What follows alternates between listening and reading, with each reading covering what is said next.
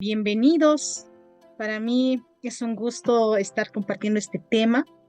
Y bueno, agradecerles en primer lugar por unirse a esta charla, ¿no? Sobre etiquetado de alimentos según la FDA.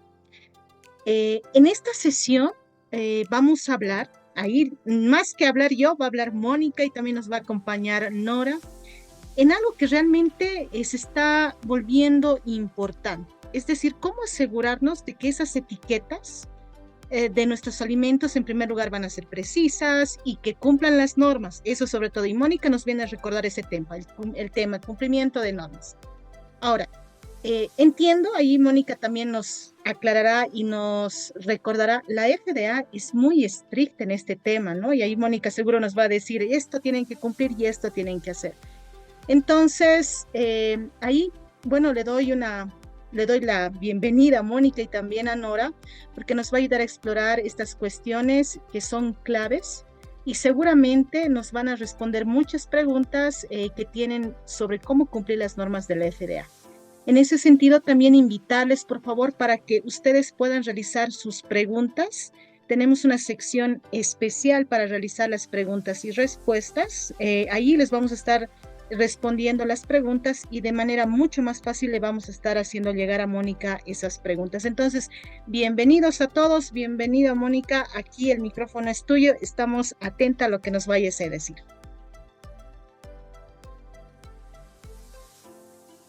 Buenas tardes a todos, Celia. Muchas gracias a todo el equipo de Ibro Academy, en la cual, pues bueno, nosotros estamos con mucho gusto aquí participando y pues trayendo este tema que, como bien comentas, es muy interesante y uno de los principales requisitos en cuanto uno quiere exportar hacia los Estados Unidos. Entonces, la verdad estamos todos como equipo regular muy agradecidos por esta oportunidad y adelante daremos paso a nuestra proyección. Ustedes me indican si es que ya podemos ver la pantalla. Así es, Mónica. Perfecto. Listo.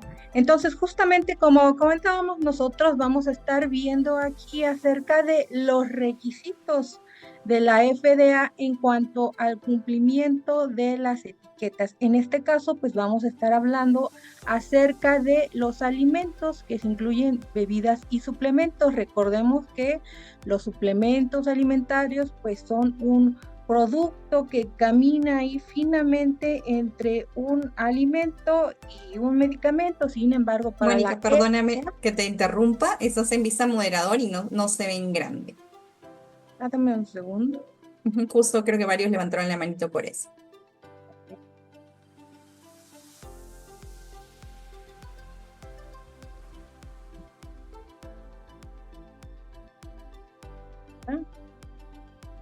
Aún se ve así, o sea, vemos la grande y la chiquita.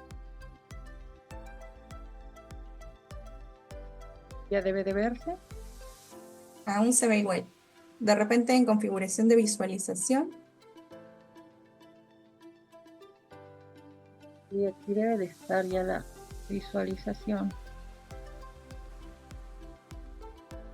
Un segundito, por favor.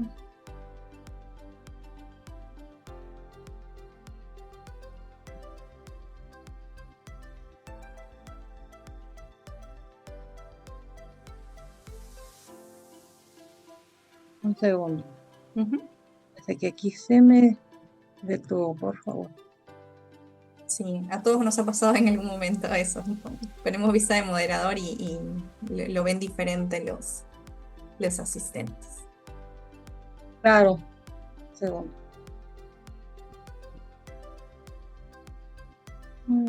Estamos.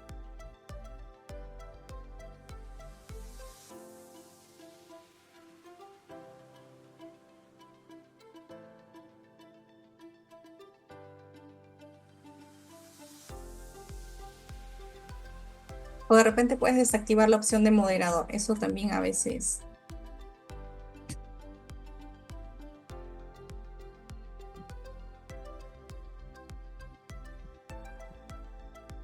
Listo.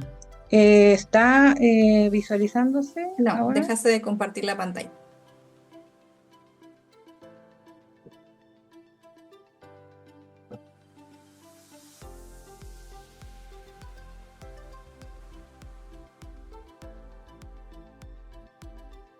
A ver, aquí vamos. Ya, ahora Ahora sí. sí. Sí, Listo, bueno. gracias, Mónica. Aquí una disculpa, pero bueno, vamos entonces a que no tengamos alguna otra interrupción. Entonces, les decía que los suplementos entonces navegan en esa línea. Esperemos que alguno de nuestros invitados, si tienen por ahí este tipo de productos, pues sepan que caen dentro de esta categoría de los alimentos. Entonces, nosotros como agencia también vemos otro tipo de productos que son para dispositivos médicos, etc., pero en este webinar pues no los tocaremos, estamos enfocados hacia el cumplimiento de etiquetado de los alimentos. Entonces, ¿qué es lo que vamos a proyectar en este contenido? Pues vamos a ver qué es la conformidad o el complaint, el que le está ahí comunicando la FDA en decir que ustedes deben de estar en cumplimiento y acorde a la FDA. Entonces nosotros decimos acorde a la FDA y es algo habitual que ustedes van a escuchar. Vamos a ver las leyes y reglamentos acerca de los cuales pues tenemos que estar apegados y cuáles son los que nos dicen. A veces parece que solo la FDA es la que lo rige y la realidad es que no es así. Algunos antecedentes de dónde vienen estos etiquetados y pues los elementos básicos obligatorios que se repasan en una etiqueta. Nosotros sabemos entonces en esta conformidad de acuerdo a la FDA que nos dice que en materia de etiquetado de alimentos significa que esta etiqueta cumple con todos los reglamentos, es decir, cumple con lo que se ha indicado en las diferentes leyes y protocolos. Entonces, la conformidad es estar de acuerdo a o alineada a lo que nos indican las regulaciones. La FDA, ¿qué es la FDA? Seguramente aquí todos la hemos escuchado. Por ahí estaba viendo que algunas empresas pues ya se encuentran exportando, otras ya están en proyecto mediano, por lo que creo que en algún momento pues ya han escuchado hablar acerca de esta agencia. Pues entonces, esta agencia es la responsable de que todos los productos que ingresan y que se comercializan dentro de los Estados Unidos o igual en que no ingresen, que se comercialicen, pues cumplan con este etiquetado que los ayuda a que sean seguros, que sean no engañosos y que sean lo que se dicen ser. Entonces, esta es la Food and Drug Administration. Como ya les comenté, es una agencia federal que se apoya de otras agencias para hacer la evaluación de este etiquetado. Entonces, por aquí tenemos que la FDA pues depende ahí de la agencia de la salud y que viene pues al final de cuentas como cualquier agencia y dependencia de esta naturaleza del gobierno, ¿no? Y es algo diferente, pero que también se apoyaría en esta forma de etiquetado con la USDA. Seguramente ustedes han escuchado hablar también de esta otra dependencia, la cual es facultativa para el etiquetado de otro tipo de productos que también son alimentos, como las carnes, productos como el huevo y de esa naturaleza, ¿no? De cárnicos. Entonces, ustedes pueden ver que la FDA se apoya para el etiquetado junto con otras dependencias en ese momento en el que es un poquito diferente ese tipo de productos. Entonces, si yo tengo un producto como en ese caso de origen cárnico, tendría que estar viendo mi regulación de la USDA, no solamente de la FDA. Justamente como lo comentábamos, las leyes y reglamentos de los Estados Unidos tendríamos que revisar el Federal Food, Drug and Cosmetic Act, el Fair Packaging and Labeling Act, los cuales pues son reglamentos acorde al etiquetado y que emite el gobierno para el apoyo de la revisión de estos etiquetados.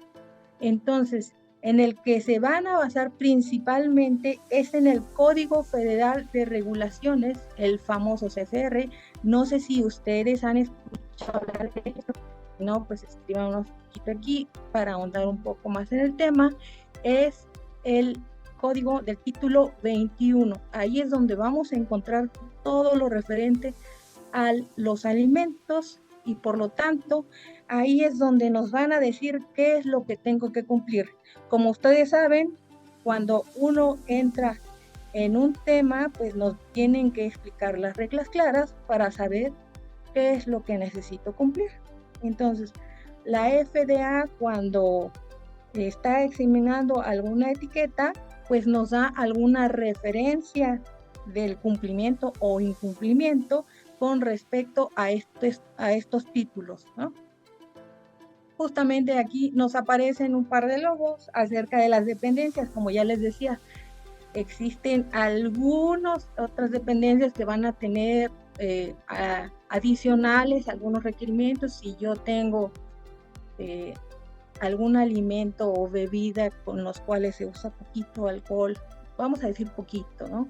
Pero que no alcanza a ser alguna bebida, pues vamos a tener ahí dos dependencias que van a converger para hacer este cumplimiento. Igual, si tengo algún alimento para animales, para mascotas, pues voy a tener que trabajar también de la mano de otra dependencia. Entonces, justamente lo que aquí les decía, estos son la base, lo que estamos viendo aquí, los reglamentos. Sin embargo, no son exclusivos, tenemos que ahondar.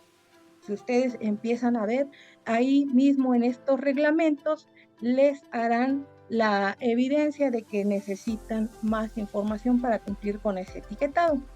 Sin embargo, pues la base, la que tenemos aquí y lo que nos dice la regulación, que el desconocimiento de la ley pues no lo exime de su cumplimiento. Me parece que esa frase pues la hemos visto todos en algún momento, porque en todas las regulaciones pues lo indican, ¿no? Que se debe de cumplir aunque ustedes desconozcan. Aquí la ventaja es que estas regulaciones son libres, están en el internet y ustedes tienen acceso a verlas, es decir, no están escondidas, por lo tanto, pues nos dicen que ustedes tienen libre acceso, pueden revisarla, las reglas son claras, por lo tanto, no tendrían ningún motivo para no cumplir. Nosotros vemos que existen antecedentes del etiquetado, claro, no, esto no nació de ayer para hoy, o los etiquetados, como todo lo que existe en cuanto a leyes y regulaciones, pues tienen algunos antecedentes, pues ya saben que toda industria viene en constante cambio, por lo tanto, se generan más requisitos, regulaciones con respecto a los avances, ya sabes, de las industrias, ¿no? En cuanto a descubrimientos, formulaciones, usos de algunos ingredientes, necesidades de la población. Entonces, estas fechas que iniciamos desde 1990 no quiere decir que antes no había alguna regulación, es decir, sí había, pero no estaban tan establecidas y no tenían algún control. Entonces, en épocas recientes es cuando, bueno, también el consumidor se ha interesado en saber qué es lo que estamos consumiendo, y pues saben que eso se construye a base de la lectura y de la información que recibimos, pues, de estas etiquetas. Entonces, lo que dice aquí a partir de 1990 es cuando ya se crea la educación de etiquetado nutricional y ya empieza el gobierno en Estados Unidos a exigirle a la industria que declare, ¿no? Que diga qué es lo que se está usando. Entonces, por aquí vemos algunas fechas importantes acerca de que se deben de exigir los alérgenos que se declaren, porque ya vieron que era un tema que causa problemas, ¿no? El estar agregando algún aditivo y que no se declare, pues bueno, ahora podría considerarse como un engaño, ¿no? Tenemos que en el 2014 es cuando se agregó esta última modificación al etiquetado en Estados Unidos, el cual fue una modificación a lo que se indicaba en 1993 acerca del panel de información. Entonces, en el 2014 vieron que ya esa información pues no era, pues no aportaba a las necesidades que estaba en el público de Estados Unidos, por lo tanto hubo que hacer esta modificación. Entonces, no es que a alguien se le ocurra de un día para otro, sino eso viene detrás acerca de los estudios que se realiza, por lo tanto, estas modificaciones se lanzaron en 2014. Si ustedes observan este brinco hasta el 2020 es cuando se da ya el cambio, se establece. Entonces, esa modificación de etiquetado se aplica hasta hace 5 años apenas, y que nosotros podemos ver ya los nuevos formatos obligatorios, es decir, tuvieron que pasar alrededor de 5 o 6 años en los que la industria, los productores tuvieron la oportunidad de hacer sus ajustes, y ya en el 2020 pues tendrían que presentarlos sí o sí en sus etiquetas. Entonces, no crean que una legislación es de que ya lo hice y ya se me ocurrió y mañana quiero el cambio, o si no, pues te rechazo. No es así, hay una oportunidad de tiempo, una ventana en el que se van a hacer los ajustes y correcciones y que están los tiempos de modificación.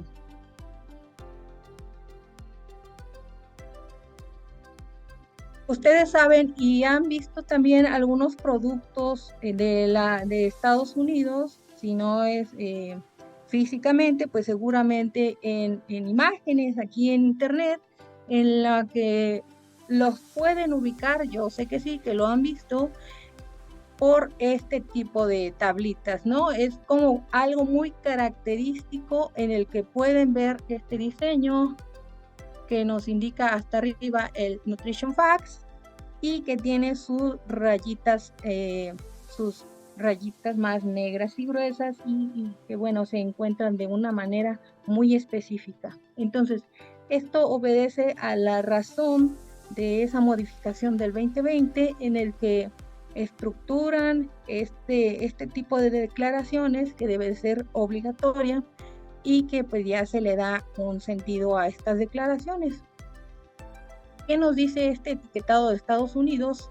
Que voy a tener para mis productos 2 paneles. Entonces, la mayoría de los que vemos aquí sabemos que el etiquetado pues sería algo parecido, ¿no?, a lo que vemos en nuestro país. Es decir, vamos a ver una cara principal en donde vemos cómo se llama el producto o a qué se está refiriendo, qué tipo de producto, cuál es su nombre. Entonces, ahí es donde vemos, porque justamente es donde también marketing y ya saben, ponen su marca y es con la cual pues nosotros identificamos a un producto, ¿no? Que es, bueno, pues son unas galletas de chocolate de la marca que se les ocurra y listo. Entonces, ustedes van al súper, encuentran infinidad de estos productos, pero ya pueden identificar cuál es el de esta marca. Entonces, esa es la cara principal en la que nosotros pues vamos a identificar cuál es ese tipo de producto. Entonces, ellos le llaman después panel de información al que va a contener estos textos que incluyen la información nutrimental, los ingredientes, la referencia del productor y que puede estar colocado a la derecha del panel principal. o a la siguiente cara. Es decir, ustedes toman una latita o toman una caja y van girando su contenedor hacia la derecha y seguramente pues van a encontrar esta información. Nos dice aquí, no se espanten para los que tienen una sola etiqueta, ya sea de su producto que esté largo o así, que a lo mejor solo tienen una cara. También hemos visto productos, entonces hay formas de acomodarlo. Sin embargo, esta es la más habitual, justamente como, por ejemplo, los contenedores de envases redondos, los frascos o estos de caja. Entonces, sí funciona esa parte de hacerlo girar y vamos a encontrarlo hacia el panel derecho. Mónica, disculpa, una consulta ahí. En este panel principal, dentro de la configuración que tú nos muestras, ¿hay alguna proporción entre la imagen del producto y el tamaño de las letras? ¿Algo en la FDA nos dice acerca de esa configuración? Claro que sí, qué buena pregunta. Nos dice, todo tiene proporción. Vamos a ver ahorita un poco más desglosado, pero en realidad todo tiene que tener un tamaño. Ellos, la verdad es que gran parte de las detenciones es por esta parte de los tamaños de letra. Nos dice, por ejemplo, que el tamaño de letra del contenido neto debe ser en relación al área de este panel de información, de este panel principal, perdón. Ahora, las letras del nombre deben de ser mínimo la mitad de la imagen o dibujo principal. Es decir, aquí si ven, yo ya le puse una marca gigante en que incluye las galletitas y la marca, ¿no? Entonces, mi nombre del producto debería ser al menos la mitad. Aquí creo que lo vemos un poquito más pequeño, pero la realidad es que debería de estar al menos la mitad de esa imagen. ¿Para qué? Pues para darle la visualización y para que sea destacable. Entonces, ellos quieren que esta parte sea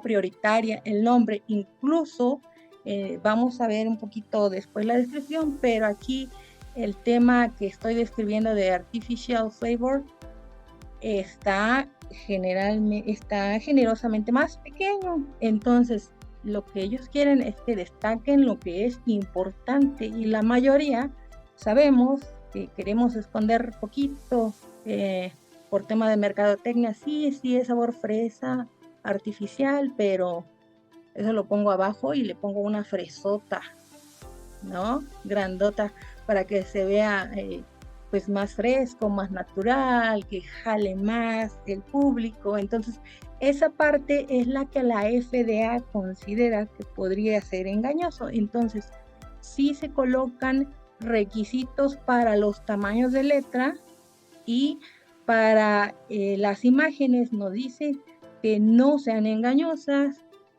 y pues bueno, que se represente tal y cual el producto. Ok, gracias, Mónica.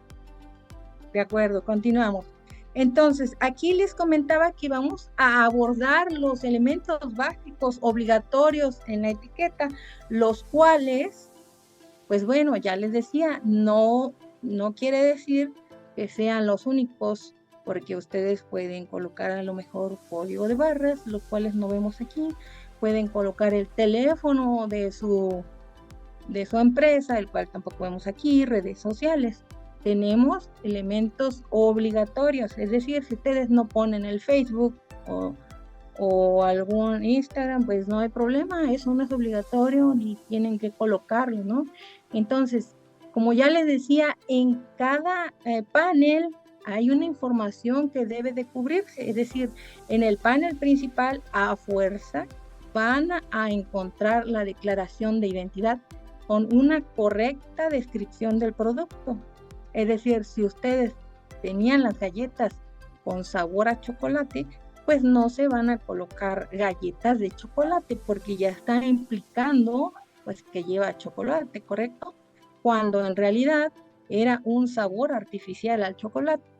Y entonces es muy diferente una mezcla de harinas con sabor artificial a chocolate a que a la harina le agregue el cacao, el chocolate y ya está haciendo mis galletitas. Entonces vamos a hacer esa declaración correcta de producto, el contenido neto y la marca, que es opcional. La realidad es que eso va un poco más por mercadotecnia, pero la realidad es una identificación del producto, ¿no? Y la mayoría pues lo colocamos, ¿sí? Porque con eso ya identifican quién lo vende, qué es lo que vende, y muchas veces los consumidores pues se llevan marcas, no se llevan productos. En el panel de información vamos a encontrar la tabla nutrimental, la lista de ingredientes, lista de alérgenos si es que los contiene, la dirección del responsable del producto y el país de origen. Entonces, de aquí podemos ver que el país de origen no es una declaración obligatoria por parte de la FDA, sin embargo, nos lo exige ahí la CBP, que es la Cross Border, la cual va a revisar el producto y va a ver de dónde es. Entonces, ya aquí tuvimos otro ejemplo de que no nada más la FDA participa, la Cross Border también tiene sus estatutos y nos va a indicar qué es lo que quiere en la etiqueta.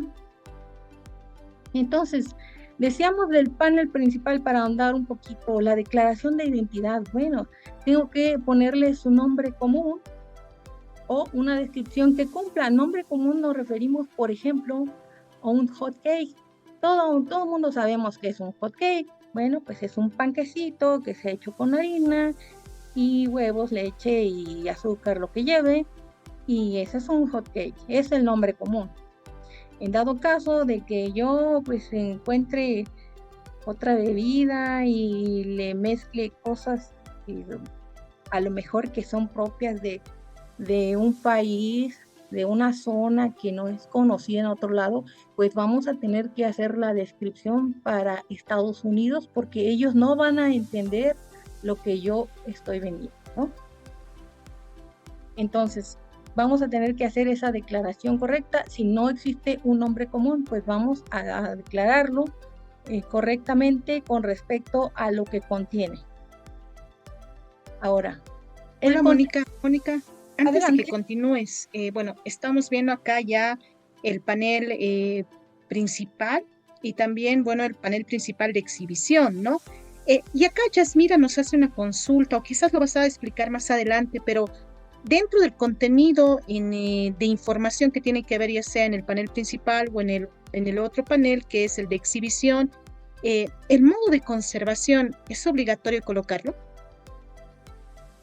El modo de conservación refiriéndose a, por ejemplo, consérvese en lugar fresco y seco. Exacto. O consérvese en, no sé, refrigerado. Una vez abierto, digamos, consérvese refrigerado, si no está abierto, consérvese a temperatura ambiente o consérvese de 2 a 8 grados centígrados. Supongo que a eso va la pregunta. Por eso ahí pregunta, Yasmire, si esto es obligatorio tener como información en el panel principal o directamente va en el panel principal de exhibición. Y ese es un texto que debe declararse obligatorio solo cuando son productos ya sean refrigerados o congelados.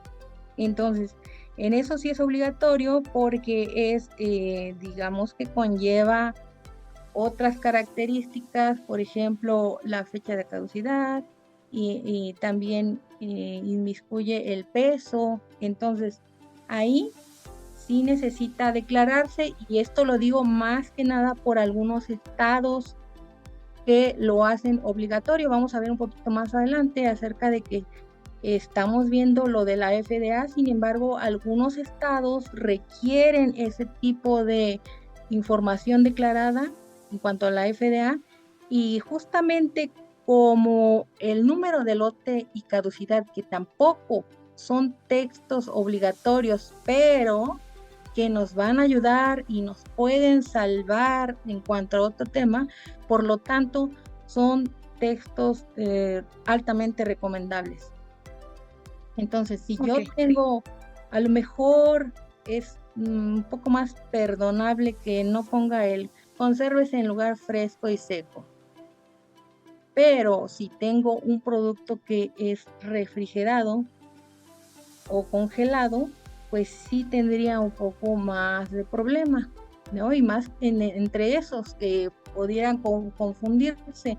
Por aquí, ojo a ese tipo de productos que también pudieran ser alimentos acidificados y que necesitan algunos excluirse de este tipo de regulaciones con la conservación en congelación.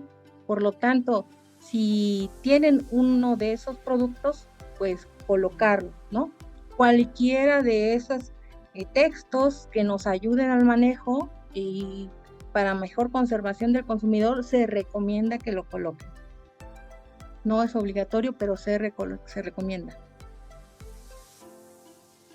Ok, Mónica, muchas gracias. Y seguro más adelante voy a estar preguntando en qué estados hay alguna añadidura o adición sobre el título 21 de la CFR. Entonces ahí quizás más adelante voy a estar preguntando para qué estados sí tenemos que pensar en algo más. Ok, Claro. Gracias, Mónica. Claro, continuamos. Entonces le decía, el contenido neto que sigue siendo en el panel principal, vamos a declararlo en el botón inferior de nuestra etiqueta, es decir, si ustedes vieron, se encuentra abajo, bueno, todos los textos del contenido lo van a ver en esas posiciones, no quiero decir hacia el lado izquierdo, ¿no? Sino abajo, en el tercio inferior de la etiqueta, van a encontrar ahí siempre el contenido neto. Este debe de ir declarado de acuerdo a la naturaleza del producto, es decir, si tengo algún producto sólido, pues lo voy a declarar en las unidades básicas. Si tengo algún producto más liquidito que fluye, pues lo voy a declarar pues en onzas fluidas, es decir, en las unidades que usualmente se ocupan en Estados Unidos, como son onzas, libras, onzas fluidas, y aparte, pues también es requerido declararlo en las unidades internacionales, ya sean los gramos, miligramos, litros. Entonces, esta forma de declarar se agrega también entre paréntesis, ¿no? Entonces, tenemos las unidades estadounidenses y las unidades internacionales. En el panel de información, justamente como habíamos comentado, las tablas van a ingresarse a la etiqueta de forma que cumplan con el formato que se ha preestablecido. Ustedes seguramente también han visto tablitas que están de manera horizontal, larguitas, vamos a decirle. Hay otras tablitas que parece que contienen menos información, que se llaman condensadas, pero todo esto va a depender del tipo de producto que tengo y de mi tamaño de la etiqueta. Es decir, existen formatos los cuales contienen un número o tamaño mínimo de letra, contienen los tamaños de estas barritas negras que ya decíamos. Entonces, pero si ustedes ven, todas tienen como un formato homologado. Es decir, no puedo yo colocar cualquier letra que se me ocurra, no puedo colocar el tamaño que se me ocurra, van a tener un tamaño homologado y la construcción de esta información pues debe darse de acuerdo a los análisis nutrimentales que yo le haya hecho al producto. Va a tomarse en cuenta un serving size, el tamaño de ración y un valor diario acerca de los redondeos cuando ya expresamos esos valores que obtuvimos, ¿no? Aquí decimos que la construcción de la tabla, pues porque claro, todo viene de los análisis que hayamos, que le hubiéramos hecho a nuestro producto. Entonces, vamos a declarar, como aquí se ve, con respecto a un serving size, una ración. No es como en otros países, no sé por ahí, pero por ejemplo en México todo es en base 100. No importa una ración, todo es en base 100.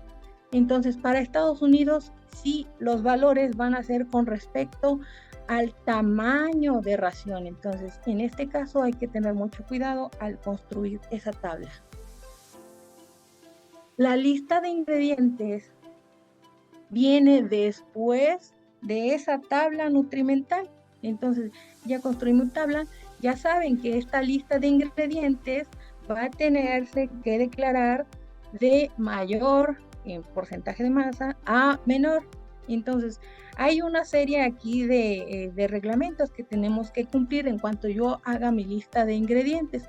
Es decir, voy a tener que declararlo por su nombre común, voy a tener que usar aditivos y materia prima que sea aprobada por los Estados Unidos.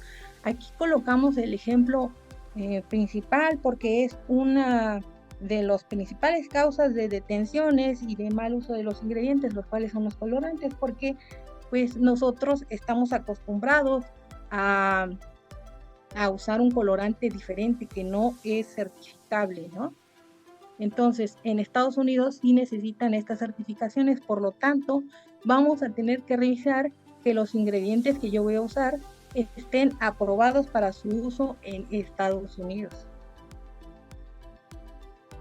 En el panel de información, después de la lista de ingredientes, de acuerdo a lo que yo usé, voy a tener que agregar mi lista de los alérgenos. Entonces, aquí hay que revisar cuáles son los alérgenos que son principalmente los que estamos viendo aquí. Son 9. Por aquí vemos que se agregó apenas el sésamo o ajonjolí, apenas en el 2023 se agregó a la lista de estos alérgenos exigidos para su declaración. Esa parte es nueva y como ya les decía, no es necesario que cambie o que hagan una gran alboroto por este cambio de regulación, sino hay que estar en contacto continuo con este conocimiento para saber, ahora tengo que declarar el sésamo como un alérgeno. Entonces, yo ya se lo agrego a mi producto, voy a tener que hacer la declaración abajo, ¿no? En mi lista, por lo tanto, si tenía algún empaque, pues voy a tener que agregarlo.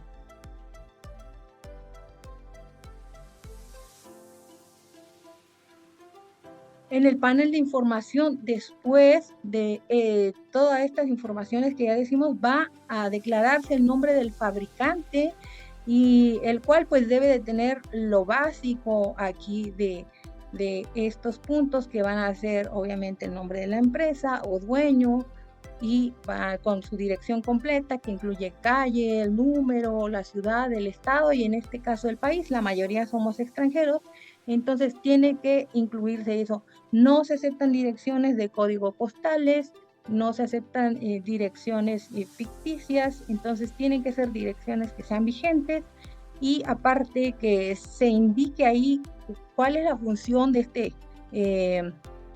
este responsable. Es decir, ustedes pueden ver a veces que se dice manufactured for, o sea, elaborado por, o puede ser importado por o elaborado para. Entonces todas esas son válidas, pero se pone una dirección completa en la cual pues exista alguna referencia, ¿no? Para el consumidor.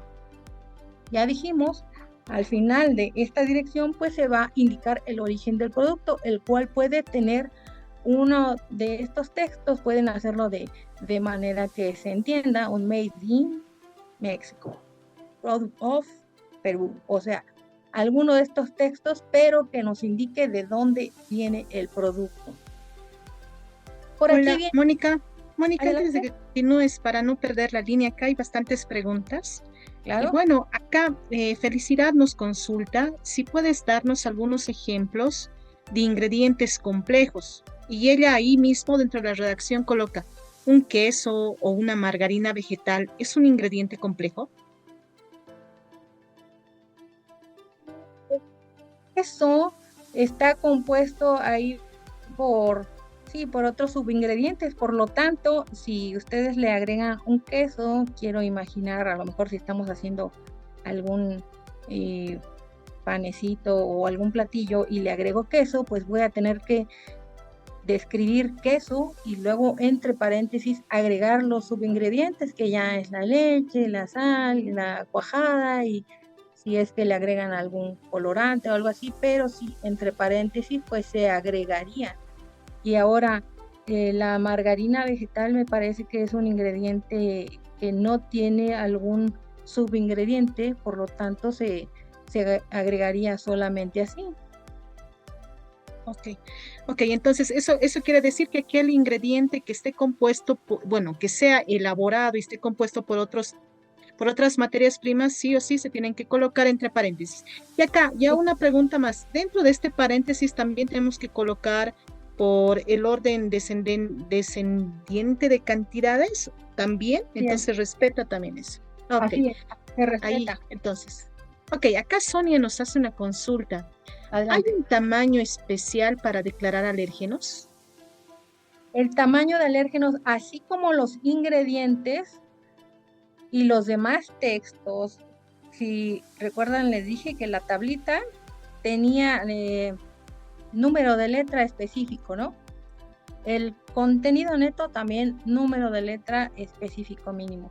Los demás textos que voy a encontrar afuera, como son los ingredientes, la declaración de alérgenos, la declaración del fabricante, pueden presentarse en una letra no menor a 8 puntos, es decir, un 16avo de pulgada. Entonces, según los expertos, es una letra que es todavía visiblemente legible, de la cual se le puede dar la lectura, ¿no? Entonces, no se les olvide, 8 puntos, un 16avo de pulgada. Muchas veces vemos en varias etiquetas como que voy reduciendo, ¿no? Empiezo de un tamaño muy bueno y de repente ya estamos viendo miniaturas de letras para los textos que ya no, bueno, no son tan requeridos, pero ya estoy viendo letras pequeñas. Al final de cuentas, esto que es importante, sí necesito tenerla de ese tamaño que les comenté. Acá, bueno, acá ha levantado mucho furor los alérgenos y acá también Emilia nos pregunta, ¿los alérgenos, cuando los vamos a enlistar en nuestro panel principal, también debe enlistarse en orden descendiente? Es decir, acá me refiero porque, bueno, ya hay muchas voces que dicen ya que los alérgenos efectivamente inclusive ya van a tener que etiquetarse con la cantidad, los microgramos, nanogramos que estén presentes. Pero no sé si la FDA actualmente ha considerado ya ese punto, tú que estás ahí inmersa en ese tema, no sé si está considerando ya colocar las cantidades y de esa manera etiquetar en forma descendente esta situación. Ahí sí nos puedes ayudar, Mónica. Claro. Mira, generalmente cuando nosotros tenemos un orden podemos etiquetar, por ejemplo, tienen el texto de los ingredientes y una forma de etiquetar los alérgenos es abrirle un paréntesis, por ejemplo, cuando le pongo harina de trigo, abro paréntesis y le pongo trigo, ¿no? En negrita. O lo puedo poner hasta abajo después de los ingredientes con mi palabra contains y después el trigo. Entonces, para temas de orden, pues ya tengo mi referencia que fue la lista de ingredientes. Entonces, abajo voy a seguir ese orden. Es cuestión de homologación porque la FDA no pide actualmente una cantidad y no pide actualmente ese orden. Ahora que si decimos en tema de alérgenos, la realidad es que ustedes han visto que hay algunos textos que dicen que este producto fue elaborado en una planta que procesa maní, tal, o este producto puede contener, o sea, aparte de los alérgenos que tienen, le agregan esas otras textos para que, para decir que puede contener, que no evité en mi planta el contacto cruzado y pudiera irse por ahí. Es decir, cantidades pequeñas pueden ser factor para que se desate una alergia. La realidad es que la FDA no tiene contemplado todavía agregar una cantidad porque hay personas que con cantidades muy pequeñas pues se les desata alguna de estas alergias, ¿no? Y como ya hemos visto de persona a persona, algunas son alérgicas leves y a otras alérgicas de que sí les resulta en cuadros hasta incluso la muerte, ¿no?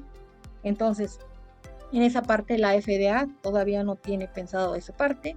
Estamos viendo aquí la declaración sigue siendo la lista. Ok, Mónica, con respecto a esto, en esta última semana, el FDA se ha pronunciado, ¿no? Y ha retirado al coco de la lista de la lista que tiene la partida de los Tree Nuts. ¿Existe alguna fecha efectiva desde la que se deje de etiquetar al coco como alérgeno? ¿Hay algún comunicado que el FDA haya lanzado en ese sentido? Todavía fecha no tiene, pero sí es algo que realmente causa y asombro, ¿no? Mucha gente que de repente sí, el coco está considerado como alérgeno, justamente como decían, del tree nuts. Entonces, fecha, todavía no. En dado caso de que sea así, ya saben, la FDA no lanza alguna regulación y que se vaya a cumplir el día de mañana. Por lo tanto, no es algo, si por aquí alguien está preocupado, no es algo que le afectaría porque digamos que estás dando el cambio de más. Todavía no es el de menos. Preocúpense cuando tengan alguna etiqueta y no estén declarando. Entonces, por ahora hay que seguirlo declarando hasta que la FDA oficialmente nos haga la comunicación. Así es, Bueno, tiene que sacar ese tipo de comunicados con fecha ok, dicen, sí. fecha de efectividad. Ok, acá también nos hace Rosa una consulta y nos dice, bueno, dentro de la lista de ingredientes, y bueno, creo que sí hay que enlistarlo, pero queremos saber tu opinión ahí al respecto. ¿Es necesario enlistar, por ejemplo, conservadores como propionatos, sorbato y otros tipos de conservadores químicos? Sí, de hecho eso es obligatorio. La mayoría de aditivos, bueno, más bien todos los aditivos deben ser enlistados, a menos de que la función tecnológica ya no me represente ahí algo al final del producto, ¿no? No sé si en esta parte nos damos a entender. A lo mejor si ustedes ven que existe un conservador para un subingrediente y que al final ese conservador ya no existe, no me representa una función tecnológica, a lo que llaman trazas, pues ya no se colocaría, ¿no? Sin embargo, todos esos, los que son conservadores, colorantes, que sí pueden ser detectables al final, sí se deben de colocar. Los conservadores incluso es obligatorio que coloquen su función tecnológica. Es decir, ya tengo ahí el propionato, creo que me decían, y entre paréntesis, as preservative o algo así, ¿no? Entonces, ese sí tiene que declararse y con su función tecnológica. Esa parte de aditivos, justamente como ya decían, hay que entrar a la FDA a ver, está aprobado, sí, algunos tienen limitante en cuanto a porcentaje de uso, entonces hay que revisar si es que está aprobado, cuál es el máximo que puedo usar y cómo debo declararlo. Ok, ok. Acá, como te digo, estamos aquí con muchas preguntas. Nidia, perdón, nos hace una consulta acerca del cuadro bueno, el Nutrition Facts. Nos dice, ¿solo se debe confeccionar teniendo en cuenta los análisis de los productos? ¿O es posible confeccionarlo teniendo en cuenta los valores teóricos? Ahí, ¿qué nos pide la FDA? ¿Qué nos obliga a realizar? En realidad la FDA no les dice el cómo, les dice el que debe de ser valores reales que se acerquen a lo que tiene su producto. Entonces, hemos visto casos en que los productores realizan un solo análisis y a lo mejor no tienen estandarizado su proceso, por lo que un solo análisis parece que fuera insuficiente. Sin embargo, así lo hacen. Si ustedes tienen procesos estandarizados, pudiera bastar. Entonces, la recomendación es estar haciendo análisis continuos para revisar. Ahora, lo teórico, la mayoría de veces lo obtenemos de la base de datos de la USDA. No sé si en los países aquí, varios que nos comentaron, tienen alguna base de datos más completa para obtener esa información, pero sí es algo cercano y como dicen teórico, muchas veces a lo mejor los ingredientes como fruta, los ingredientes compuestos como ya dijeron del queso, y porque pues sí vendría de una grasa de vaca de allá, ¿no? Que muchas veces tienen diferencias de grasa y de proteína y esto. Entonces, esos valores van haciendo esa diferencia y al final de cuentas se encuentra un poco alejado de lo que tengo. Entonces, puede funcionar como inicio, pero pues lo recomendable es hacer sus propios análisis. Ahora, si tienen algún producto que es sencillo y que pueden sacarlo a lo mejor por porcentaje, por cálculo, pudiera funcionar. A lo mejor viendo un agua de limón, al cual solo le agrego azúcar, ya sé cuánto porcentaje, pudiera funcionar. Pero sí, es algo más sencillo, muy sencillo. Ok, acá hay algunas preguntas más, algunas hemos estado respondiendo ya por directo. Acá hay una pregunta, ¿no? Que nos indica el tema de, en Europa se consideran 14 alérgenos. Si coloco como alérgeno, por ejemplo, el apio, ¿no hay problema o se va a generar confusión? Es decir, ya sabemos que en Estados Unidos tenemos 9 alérgenos y en Europa 14 y quizás en otros países también tienen una diferencia en la cantidad de alérgenos. ¿Hay algún inconveniente? Solo tenemos que trabajar con los 9 alérgenos que nos propone la FDA. Así es. Solo es obligatorio colocar los que indica la FDA y justamente como lo comentan, porque puede pasar alguna confusión. Entonces, a lo mejor agregan el apio como ingrediente, pero si no está marcado como un alérgeno, pues no se debería colocar. Incluso en Europa, pues tienen algunos warnings para el uso de colorantes, los cuales pudieran ser sensitivos, y en Estados Unidos la FDA no. Entonces, estos textos no se deben agregar, solo pues pudieran ser confusos. Acá hay una consulta. Bueno, Gustavo nos dice, bueno, él nos dice, yo sé que solo es informar el alérgeno, contenido o la leyenda que puede contener. Eso es cierto, ¿no? Eso es lo que nos estás diciendo ahora. Es decir, solamente tratar los alérgenos que están, bueno, que están visados en Estados Unidos y solamente ahí de indicar el nombre de ese posible alérgeno. Ok, excelente. Bien. Entonces ahí, y bueno, acá nos habla Baricete Enríquez, nos dice, si más adelante vas a tocar el tema del nuevo etiquetado frontal. Tengo una nota justamente de lo que viene, cómo es que nosotros no podemos dejar, digamos que, pues relajarnos de ella. Cumplí en el 2020, yo ya tengo mi etiqueta en cumplimiento y puedo exportar. Si ustedes revisaron su etiqueta en el 2020 y piensan exportar en el 2025, puede que se encuentren algunas sorpresitas. Entonces es importante estar atentos a todos los cambios, ¿no? Ya les dije, a veces no es que lance la FDA estos grandes cambios como lo hicieron con el etiquetado, sino pues van haciendo pequeños anuncios. Entonces justamente esto es uno de ellos. Sí, lo vamos a tocar. Ok, entonces más adelante ahí ya te dejo continuar porque si no, no vamos a ver todo el contenido Claro. que nos tienes preparado. Ahí el micrófono es tuyo. Muchas gracias, Mónica. Listo, continuamos. Entonces, justamente lo que comentaban hace rato, las declaraciones, algunas no son obligatorias. Lo que ya comentamos anteriormente es lo obligatorio básico que deben de tener en un etiquetado. Si ustedes mandan algún producto sencillo, es lo que deben de tener. Ya hicimos el recuento, pero lo puedo fortalecer mi etiqueta si es que tengo ilustraciones, si es que tengo claims o textos.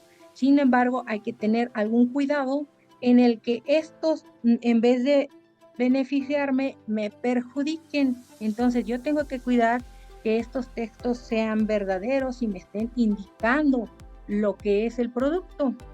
Ya decíamos que existen estas declaraciones que no son obligatorias, como es el lote y la caducidad. Entonces, hay una parte de la regulación que nos dice que ustedes deben de dar trazabilidad a su producto y deben de poder identificarlo. Por lo tanto, nosotros como empresa vamos a decir, ¿cómo lo voy a hacer?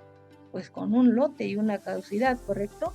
Entonces, en el texto por ahí nos dice que no es obligatorio, sin embargo, es la mejor forma de realizarlo y por eso pues se realiza, es una identificación cuando en dado caso tuviera algún tema con mi producto al cual voy a tener que darle identificación, pues se realiza justamente con eso. Ahora, el código de barras no es obligatorio, y si ustedes no tienen espacio en su etiqueta porque la hicieron muy pequeña, lo lamento, pero la FDA te dice pues eso no es obligatorio, es claro, por temas comerciales que se debe de agregar, pero debemos de buscar la forma, no es obligatorio, y si hay que suspender alguna información, pues pudiera ser esa o buscar la forma, ¿no?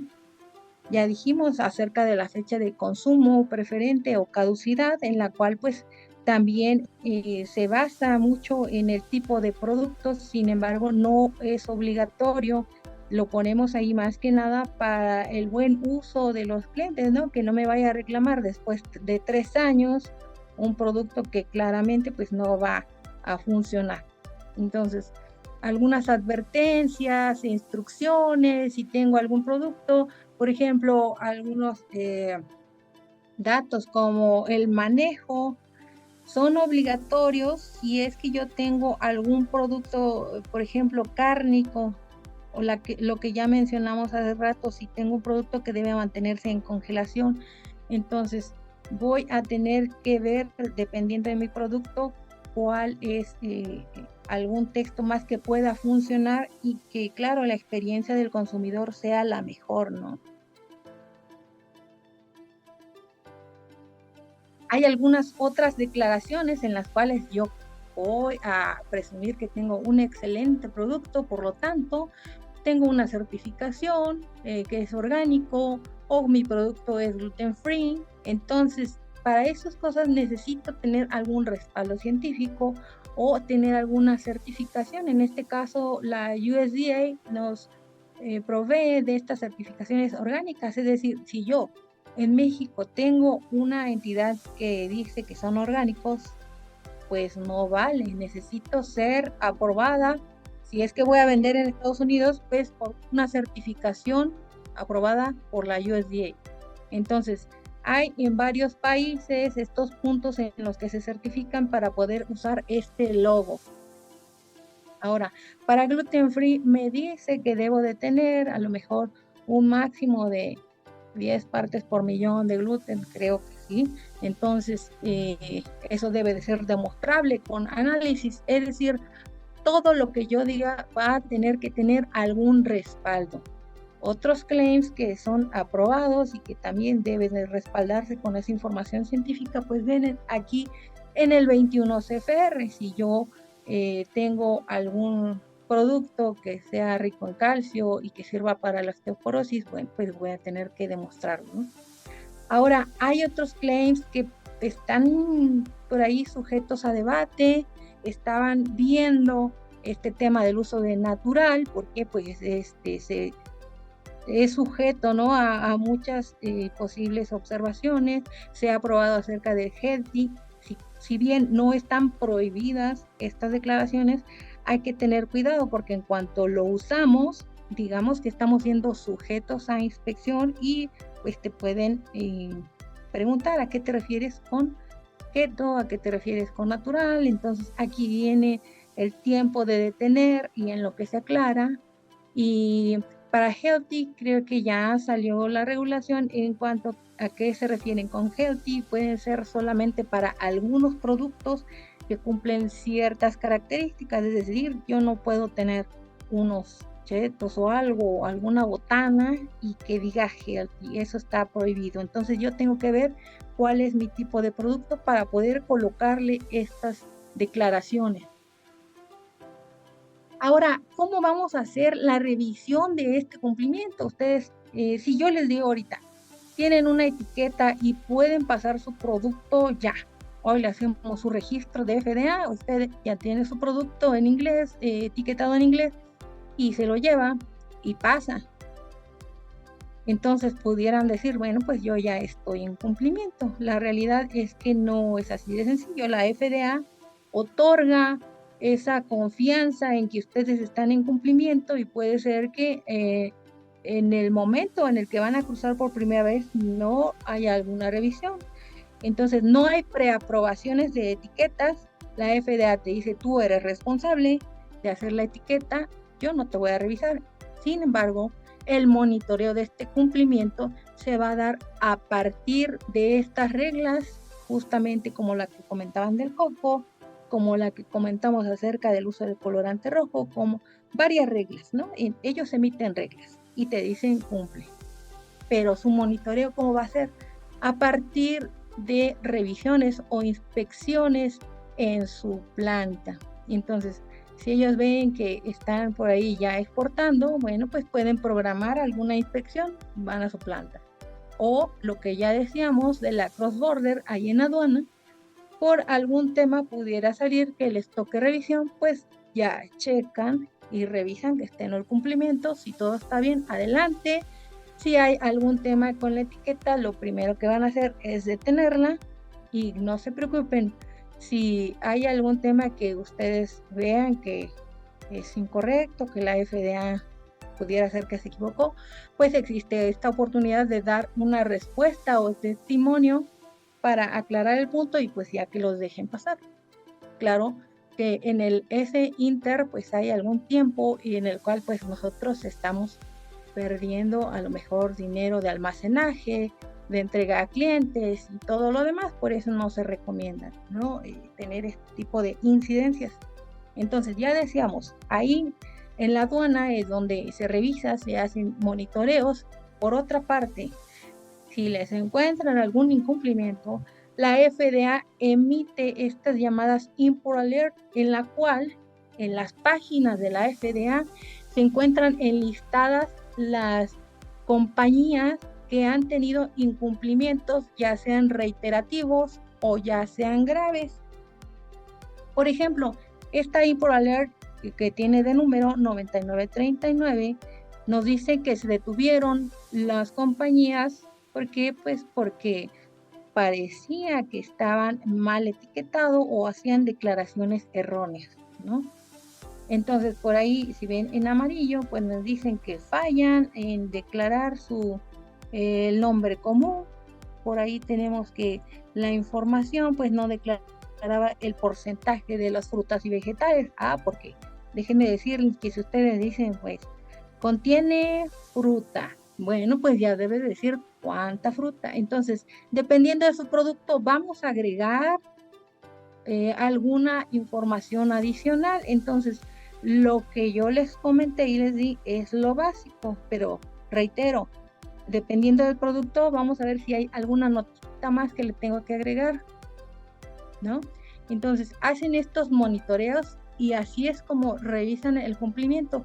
Los van agregando en esta lista y pueden ser exhibidos ya en esa lista que está a vista de todo mundo.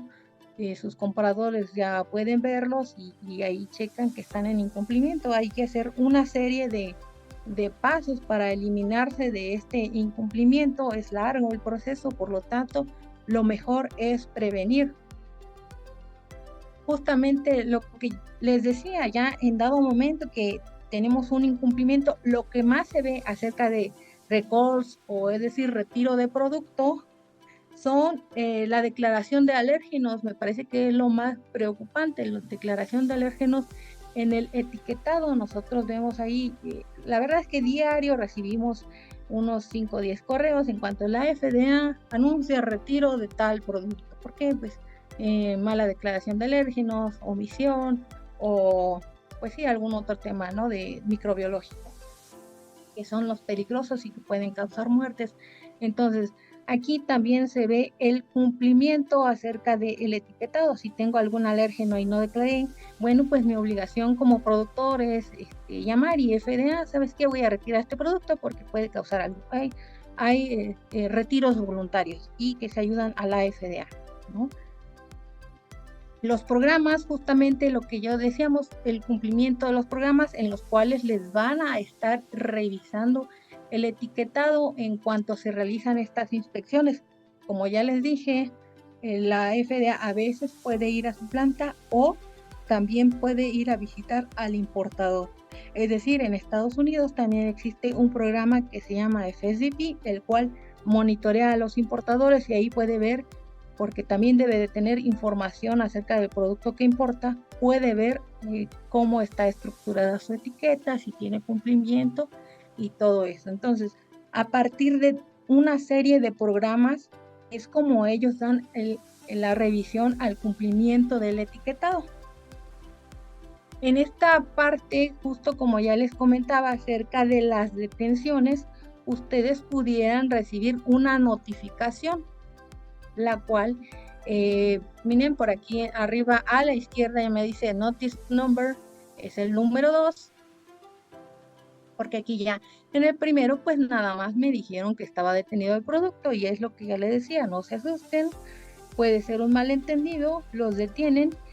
Sin embargo, pues si sigue ahí la revisión, pueden hacerles un cargo. Por ejemplo, este me dice que pues, un misbranding es un producto que fue detenido porque ya se encontraba enlistado en la Import Alert 4502, que es un incumplimiento a el etiquetado de colorantes. Entonces, si ustedes en algún año, en el 2020, enviaron un producto y lo enlistaron y se les olvidó y ya no enviaron nada, pero hoy quieren enviarlo, seguramente aparecerán en la lista y pudieran detenerlos nuevamente. Por lo tanto, pues bueno, ese monitoreo no se borra. La FDA tiene listas de hace muchos años.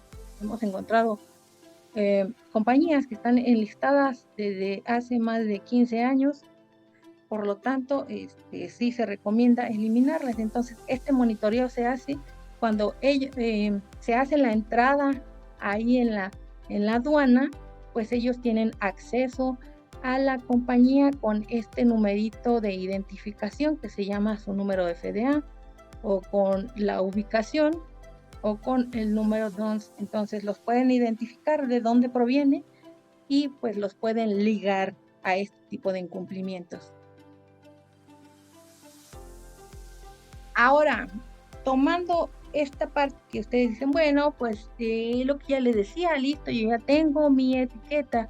No es así, ya decíamos hace rato, hay que mantenerse vigente, estar viendo el tipo de cambios, porque siempre están en constante investigación. Incluso hay programas que ya están en revisión. Por ejemplo, hay una regla que quieren hacer más fuerte la revisión en cuanto a los suplementos dietarios, que tenga un cumplimiento más fuerte, ¿no? Ahorita dicen que el cumplimiento pues está ahí muy flojita la revisión, por lo tanto ya se metió la petición para que sean revisados de una forma más enérgica. Hay otra petición para eliminar los colorantes artificiales, como lo fue el rojo número 3. Entonces, para eliminar también el uso de dióxido de titanio, justamente como se dio allá en Europa. Por lo tanto, aquí en Estados Unidos hay varias de estas peticiones, todavía están en proceso de revisión. Hagan de cuenta que como meten una ley y están revisando, por lo tanto pudiera aprobarse o no, pero digamos que ya están en revisión. Hay que estar atentos si es que se aprueba, justamente como se acaba de dar revocación del uso del colorante rojo 3, pues lanzan ahí ya el comunicado, la FDA, y que ahorita nos dice que en 2027 pues va a ser efectivo, ¿no? Entonces a lo mejor si yo ahorita tengo un producto, tengo colorante 3, lo puedo seguir enviando, pero pues ya en dado momento voy a tener que hacer un cambio en la formulación y en mi empaque, por supuesto, que ya no contenga la declaración de este colorante. Ahora, hace rato también nos comentaban acerca de las legislaciones de los estados. Nosotros lo que vimos es una legislación general de la FDA y por supuesto que es la mayor parte del cumplimiento, pero hay que estar atentos si ustedes van a exportar a un estado específico. Nosotros siempre ponemos el ejemplo de California porque es un público, pues hay muchos latinos, por lo tanto es un estado clave, ¿no?, para exportar, y por lo tanto, pues bueno, hay que cumplir su regulación. En este caso, es una de las regulaciones punteras más estrictas, es la que llevó el liderazgo de la prohibición de este colorante rojo número 3, junto con estos otros colorantes, aditivos que tenemos aquí indicados, como el aceite vegetal brominado, el bromato de potasio, el propilparabeno. Entonces, esos aditivos se prohibieron ya en su uso en alimentos. Incluso California pues ya hizo la prohibición de colorantes artificiales en alimentos que se distribuyen en las escuelas públicas. Entonces, eso es lo que sigue para ellos, hacer esta prohibición general de los colorantes. Entonces, es uno de los estados líderes en cuanto a la regulación y por lo tanto, digamos que nos digamos con esa, es la más fuerte. Si ustedes ven por acá, el warning en nuestro California, proposición número 65, en la cual pues debe de llevar una etiquetita adicional si es que nuestro producto contiene o desarrolla algún elemento químico por ser parte del producto. Es decir, si yo tengo acrilamidas, no sé, porque caliento mucho el azúcar de mi caramelo, entonces voy a tener que agregarle un etiquetado aquí. Si es que paso de esa cantidad, ustedes deben de revisar la naturaleza de su producto si es que tienen algún peligro de que pase estas sustancias. Hay una lista de todas estas sustancias químicas que de acuerdo a las investigaciones de California representan un riesgo, y entonces si es así, hay que colocarle una de estas etiquetas. No está para todos los demás estados, pero para California sí. Por lo tanto, deben de agregarlo. Hay que revisar cada uno de los estados a los que van a llegar, y generalmente es teniendo la revisión de California, creo que podrían entrar a todos. Ahora, por aquí nos comentaban acerca de que si consideramos nueva propuesta, justamente como ya decíamos, es una propuesta de etiquetado adicional en la parte frontal, en la cual pues ya está en la mesa, ya se está sometiendo a revisión para su aprobación. Por lo tanto, yo creo que sí pudiera venir esta actualización, y de la cual, si ustedes dicen se aprueba en mayo, entonces a lo mejor para dentro de 3 años tendríamos que hacer otros cambios, ¿no? Por lo tanto, hay que estar atentos si es que se aprueba, si es que se cambia. Y esto viene pues justamente por lo que vemos que ustedes ven las de aquí abajo, pues son etiquetados frontales de Canadá, que se aprobó hace un año y ahorita ya está siendo obligatorio. Pueden ver algunos empaques que ya se colocan así. El caso de México, que fue también hace unos 5 años, que agregan su declaración frontal. Eso es adicional a la tabla. Entonces es como más que nada un warning para los consumidores, ¿no? Que a veces no nos gusta leer mucho la tabla. Por lo tanto, si me dan un resumen en el frente, pues ya sería mucho mejor. Entonces, esa parte hay que estarla monitoreando, justamente como dijeron, por si cambia la regulación. Por este momento, pues no está nada establecido, y continuamos con lo que ya habíamos indicado. Vamos a hacer antes, Mónica, perdón que te interrumpa, antes de que nos expliques este ejemplo importante. Yo creo que con eso vamos a arribar mejor toda la teoría que nos has ido explicando. Acá Nidia nos pregunta, en el caso de que mi empaque tenga un cuadro nutricional que ha quedado desactualizado, pero tengo en stock considerable de empaques, ¿cuál es la recomendación?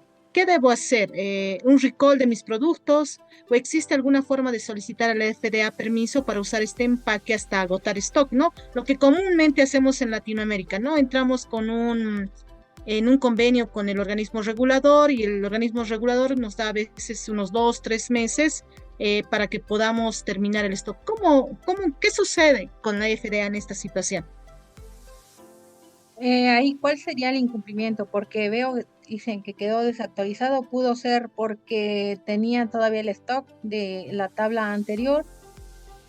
Sí, Quiere decir podría que ser que el cuadro nutricional ha quedado desactualizado, es decir, versus lo que yo ahora manejo ya no está actualizado, pero sigo envasando con esa etiqueta. Entonces, ¿cómo actúo? ¿Hago un recall? ¿Hablo con la FDA? ¿Qué hago? bueno, en este caso, si ya se envió el producto, o- pues bueno, ese es un mal consejo. Ya está ahí, digamos, en el mercado, no afecta a la salud, pero los que va a enviar, lo mejor es actualizar con ¿cómo le llaman? Una etiqueta adicional que se lo coloca sobre la tablita que ya tienen. A lo mejor también lo que cambiaron fueron los valores nutrimentales, entonces se coloca la tabla nueva con los valores y el formato actualizado. Eso es lo que pudiera hacer, porque la FDA hace las revisiones en cuanto a lo que se indica, es decir, si por ejemplo yo en mi tabla lo que estoy incumpliendo es la declaración y tengo declarados 20 carbohidratos cuando a lo mejor ahora estoy en 30 y eso me afecta a las calorías, entonces ya estoy dando una declaración errónea. Entonces cuando ellos hacen algún análisis, que si es que les toca en esa revisión, pues le va a salir muy diferente la información del contenido a lo que se declara. Por lo tanto, en esa parte sí sería coherente pues ajustarlo a los valores que más se acercan, ¿no? Ahora,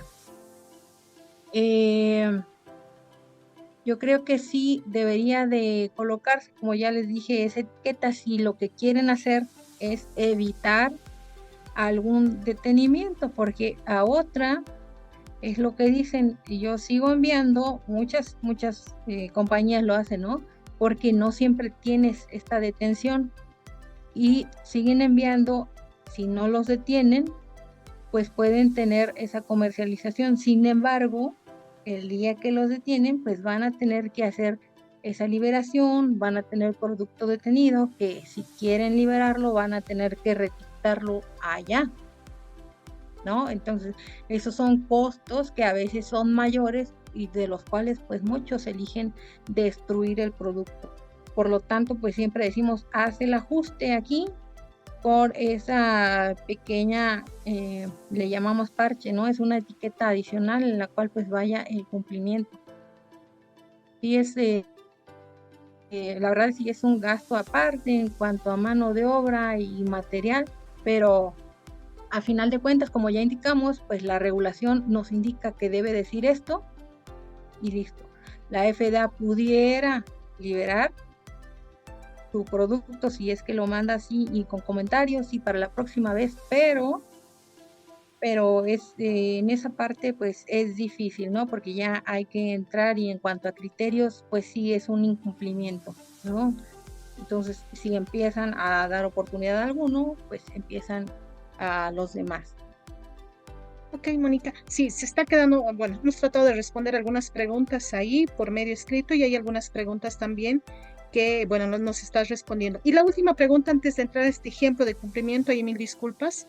Claro. Bueno, acá hay una pregunta que Mateo y Rosendi bueno, son casi similares que nos hacen. Dice, si el producto se envía a Estados Unidos a granel o en formato máster, ¿quién tiene la responsabilidad ya de cumplir el etiquetado? ¿La organización que está enviando este producto a granel o en formato máster o la empresa que va a subdividir o va a envasar ese producto? ¿Quién debería cumplir el etiquetado? Y cuando hay un producto a granel, hay excepciones, por ejemplo, para la tabla nutrimental. Es decir, ustedes van a hacer el etiquetado acerca del nombre del producto, los ingredientes, claro, porque es manejo de alérgenos, entonces eso se lleva dentro de los cumplimientos de buenas prácticas. Entonces, ahí lo que exentarían el que envía el producto, pues es lo de la tabla nutrimental. Por lo tanto, si ustedes usan a granel, no están obligados a construir lo de la tablita, pero ya cuando llega a Estados Unidos y alguien lo va a dividir y envasar para que sea un producto consumible directamente, pues ya tendrían que etiquetarlo con todo lo de la regulación, la tablita, los ingredientes, aquí el peso neto. Entonces, se usan diferentes etiquetas, pero si ustedes lo van a mandar a granel, ya sea un saco, una caja grande, pues no voy a hacer, por ejemplo, 20 empaquitos, voy a hacer uno, ¿no? Y a lo mejor que son etiquetas no tan elaboradas, muchas veces son blanco y negro, que nada más nos indique como lo de las cajas, ¿no? Para una identificación de producto. Ese es el propósito, más que nada la identificación, y en cambio lo que ya decíamos del consumidor, pues también quiere algo del gusto al ojo, ¿no? O lo que ya decíamos, la marca, los claims, la información nutrimental. Entonces es diferente el público, pero sí, cada uno es responsable de un tipo de etiqueta. Mónica, permíteme una última pregunta. Yo Claro. sé, hay muchas preguntas todavía acá. Nos pregunta Rosa, y esto va muy alineado a esa pregunta que nos hacían de si puede estar desactualizado nuestra tabla nutricional. ¿Se puede pegar una etiqueta encima de la parte que no cumple o de la parte que está desactualizada? ¿Se puede hacer eso? Sí, sí. Solo que hay que revisar bien que esa etiqueta pues quede bien pegada, nos dice la FDA. Pueden usarse etiquetas adicionales, etiquetas parche, como le llaman ahí, pero que sí que quede muy pegada, que no se caiga, que sea veraz, claro que sí. Y pues generalmente se colocan ese tipo de etiquetas para hacer los ajustes. Eso puede usarse. Es un recurso que incluso nos permite la FDA cuando, por ejemplo, nos detienen por un incumplimiento del etiquetado. Nosotros tenemos que someter ahí un formato en el cual pues pedimos disculpas, déjeme enmendar mi error, con lo cual pues voy a colocar una etiqueta adicional. Entonces, esa parte ellos nos permiten cuando estamos ahí. Ya lo que les decía, pueden hacer este cambio ahí en aduana, pero es muy costoso, por lo tanto pues se puede hacer desde antes. Ahora, lo que sí es que hay que tener cuidado con los tamaños. Ya les comenté, hay tamaños de letra que hay que cumplir y me afecta, por ejemplo, si dicen, bueno, pues yo voy a tomar un tamaño de letra pequeño porque le voy a pegar un parche pequeño, sí, pero en realidad tu etiqueta es todo lo demás, porque también lleva información imprimible. Entonces hay que tener cuidado con ese tipo de ajustes. Ok, Mónica, ahora sí. Y una última pregunta más, es que acá si no dejamos con muchas dudas. ¿Qué tan frecuente la FDA puede visitar una planta, por ejemplo, que se encuentra en el Perú? Ahí, sabemos que la FDA es libre, puede realizar en cualquier momento, pero ahí en tu experiencia, coméntanos cómo es este tema de la FDA con respecto a las inspecciones o visitas en planta. Claro, la FDA revisa de acuerdo, como ya decíamos, al tipo de producto. La realidad es que eso se basa en muchas de sus decisiones, el tipo de producto, que no sean peligrosos, si la compañía está exportando en cantidades inusuales, o si de repente ven que existe algún incumplimiento reiterativo. Entonces es como van y deciden inspeccionar. Ahora, si ustedes dicen, yo me he portado muy bien y cumplo, y pues normalmente exporto mis cantidades usuales, por lo tanto no tendría algún tema con la FDA, ¿verdad? Bueno, pues resulta que la FDA no nada más va a su planta. O sea, si va a Perú, seguramente va a ir a revisar otras 3 o 4 plantas que se encuentran por ahí. Por lo tanto, su objetivo a lo mejor son 2, y aprovechan pues para hacer visitas adicionales, ¿no? Digamos por ahí que se aprovecha. Por lo tanto, los motivos pueden ser diversos, nada más porque tienen, pues sí, que llenar alguna agenda, y otra porque de verdad hay algún incumplimiento que perseguir.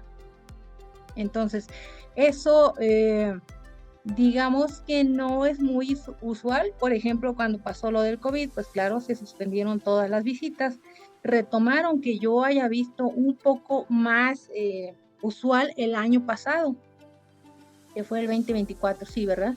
Entonces, yo creo que entre 2020 y 2023 fue muy bajo, si no es que nulo, la cantidad de compañías a las cuales apoyamos, de las cuales no hubo. En cambio, ya a partir del 2024 hemos recibido las notificaciones en cuanto a las compañías que la FDA tiene la intención de visitarlos. Entonces, hay avisos previos. No es tampoco que les diga la FDA, mañana voy a visitarte. Entonces, tampoco se asusten. Hay avisos previos, la FDA sabe de lo que conlleva una visita y por lo tanto quieren que lo reciban. No es que van a llegar como visita sorpresa, porque puede ser que no trabajen y tendrían una gran pérdida, ¿no? En cuanto al costo de viáticos y tiempo. Por lo tanto, pues eso es programable. Ok, gracias, Mónica. Ahora sí te dejo ahí para que nos puedas responder y nos puedas mostrar acá con esta etiqueta todo lo que hemos estado viendo teóricamente. De acuerdo, pues vamos a hacer rapidito, por último, estos dos ejemplos que nos mandaron. Entonces, vamos a omitir y a dejar de un lado que la información está en español, porque ustedes aquí van a imaginar que está en inglés, ¿verdad? Pero la realidad es que si ustedes mandan esta etiqueta así en español, pues claro, es un directito, vas para atrás. La legislación nos dice que la etiqueta debe de estar en inglés. Ahora, si ustedes dicen, bueno, yo la quiero poner en inglés y en español, claro que sí se puede, lo pueden poner en bilingüe, pero todas las declaraciones van a tener que ir traducidas. Es decir, si yo nada más puse el nombre y la dirección en bilingüe, pues va a estar incompleto porque la FDA me dijo que todas o ninguna. Por lo tanto, yo tendría que tener también mi tabla nutrimental bilingüe, el contenido, por ahí los ingredientes. Entonces, hay que tener cuidado con eso porque mucha gente que usa bilingüe no considera la tabla nutrimental y el espacio. Entonces, al tener una etiqueta bilingüe, claro que me va a ocupar el doble de espacio y no me van a caber las declaraciones. Bueno, entonces, haciendo a un lado esta parte de que tuvimos o tenemos más bien esto en español, vamos a ver el punto número 1 que me dice la declaración del producto. Es un frijol canario en agua y sal.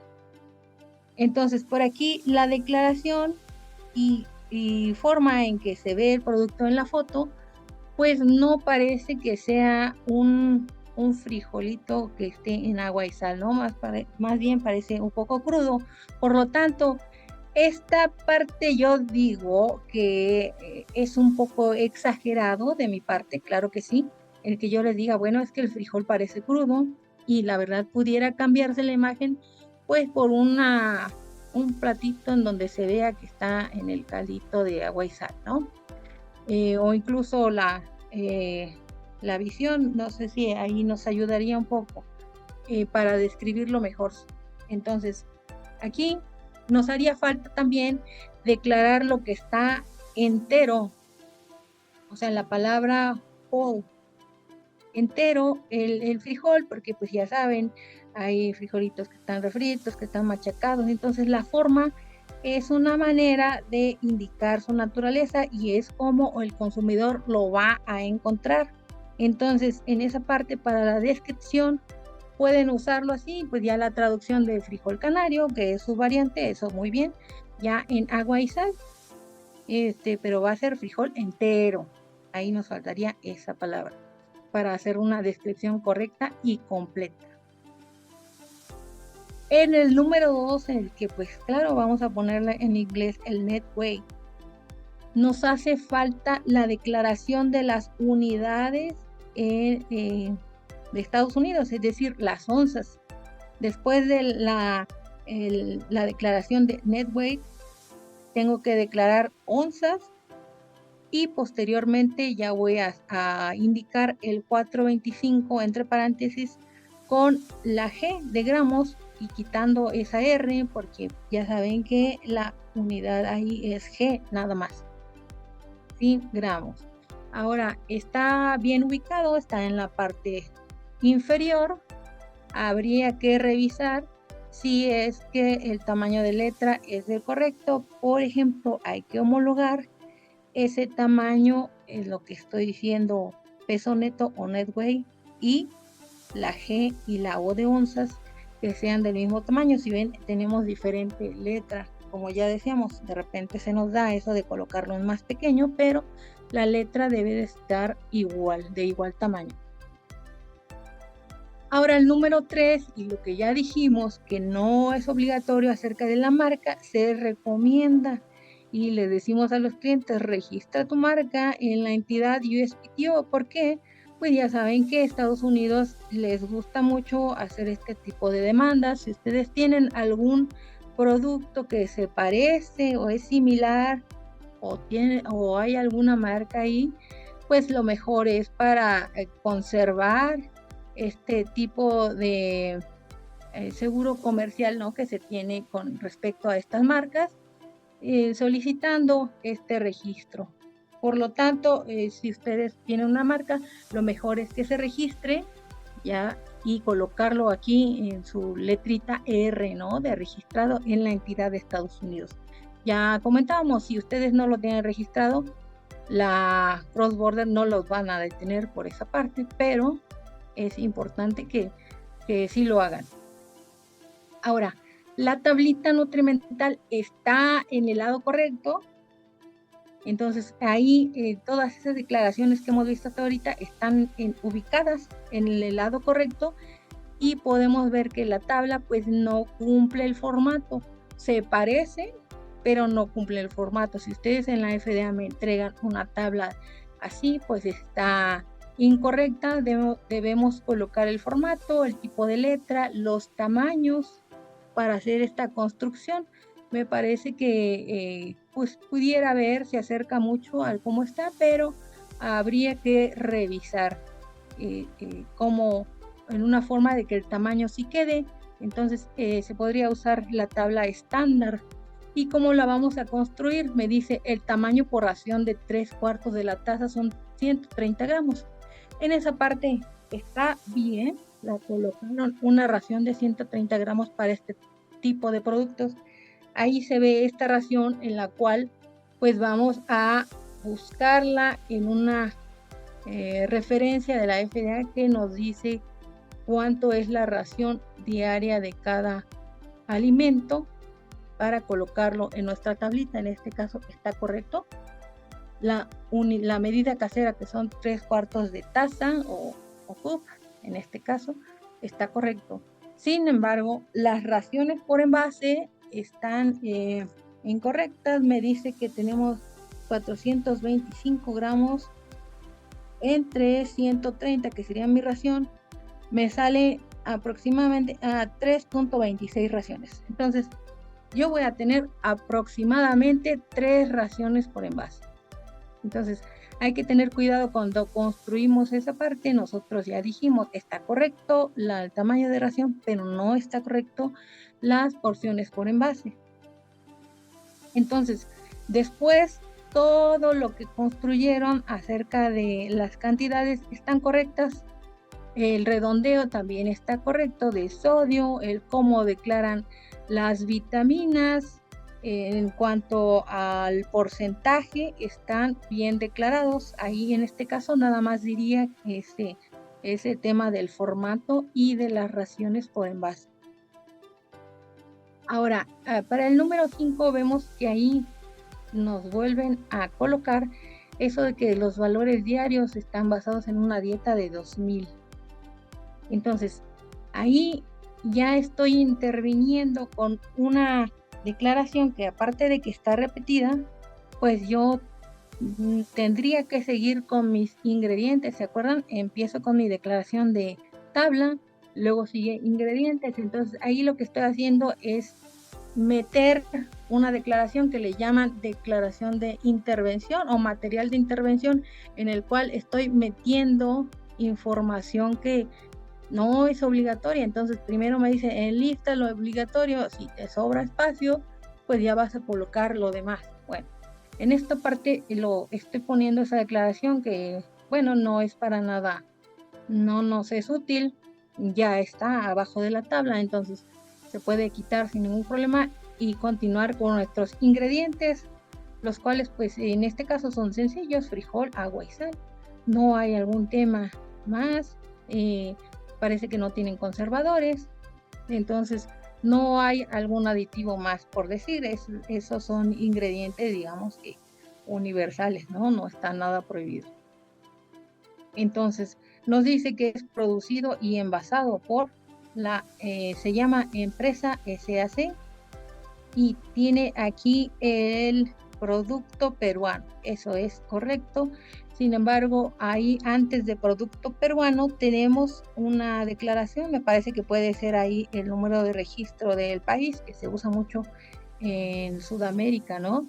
Entonces, ese número de registro, digamos que podemos cambiarlo. Primero coloco producto peruano y abajito pongo ese número de registro.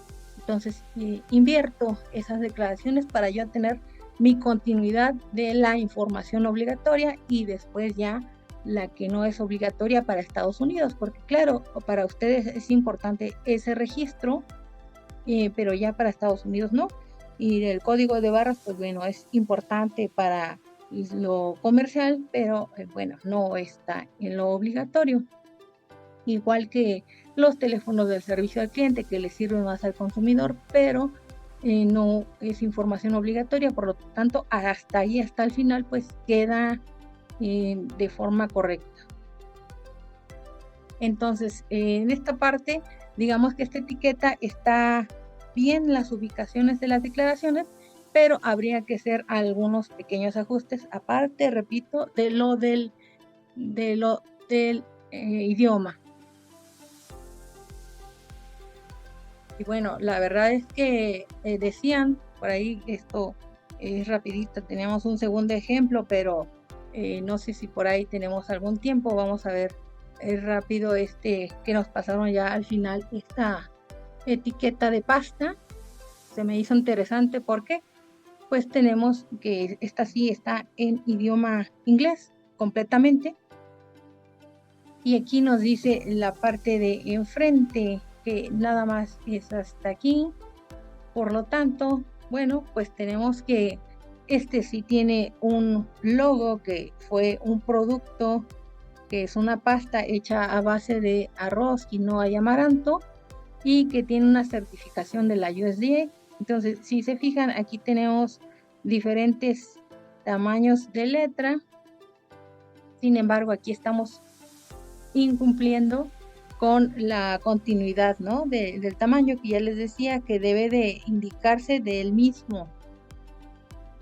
Tenemos algunos usos de claims, los cuales también ya van en diferentes tamaños y que deberían ser demostrables. No está prohibido, pero debe de ser demostrable. Por ejemplo, 5 gramos de proteína, sería mejor si lo indican por porción.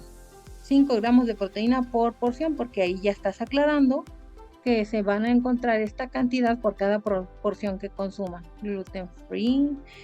En el número 2 podemos ver el contenido neto, que claro, está declarado hasta abajo en su ubicación, pero si notan, se ve muy pequeño en comparación con el tamaño de la etiqueta. Por lo tanto, deberían de revisar ese tamaño.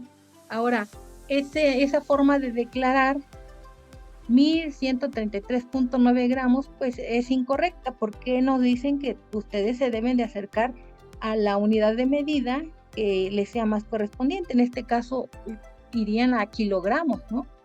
Ya no es gramos, tienen que hacer la declaración en kilogramos. Entonces ahí, dado que estos kilogramos quizá sea también que deban declarar libras aparte de las onzas, pues ya nos estaríamos acercando a libras. Entonces ya tendríamos que hacer una modificación ahí en el contenido neto, pero lo que sí está incorrecto totalmente es declarar 1133 gramos. Hay que acercarnos a la unidad que más sea útil, ¿no? A la unidad internacional.